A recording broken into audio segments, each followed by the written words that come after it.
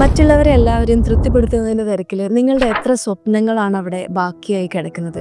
നമ്മൾ പോലും അറിയാതെ, നമ്മൾ അപ്ലൈ ചെയ്യാതെ നമ്മളെ ഹയർ ചെയ്യപ്പെട്ടിട്ടുള്ള ഒരു പോസ്റ്റാണ് പീപ്പിൾ പ്ലീസിങ്.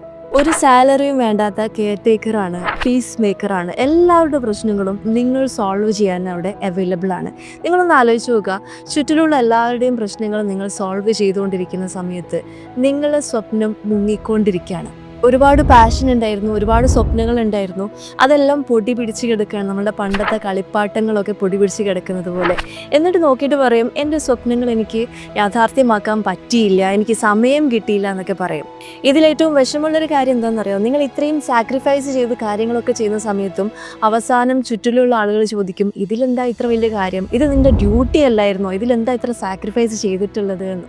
സോ ഒരുപാട് കാലം കഴിഞ്ഞ് പിന്നെ റിഗ്രറ്റ് അടിക്കുന്നതിനേക്കാളും ഇപ്പോഴേ നല്ലത് നിങ്ങൾ ഈ ജോബിൽ നിന്ന് ഇപ്പം തന്നെ ക്വിറ്റ് ചെയ്യുന്നതാണ്. ഓർത്തിരിക്കേണ്ടത്, മറ്റൊരാളുടെ ജീവിതത്തിലേക്ക് സന്തോഷം കൊണ്ടുവരിക എന്നുള്ളത് നിങ്ങളുടെ ഉത്തരവാദിത്തമല്ല. നമ്മൾക്ക് പറ്റുന്നത്രയും ചെയ്യണം, do your maximum, but still take care of your dreams.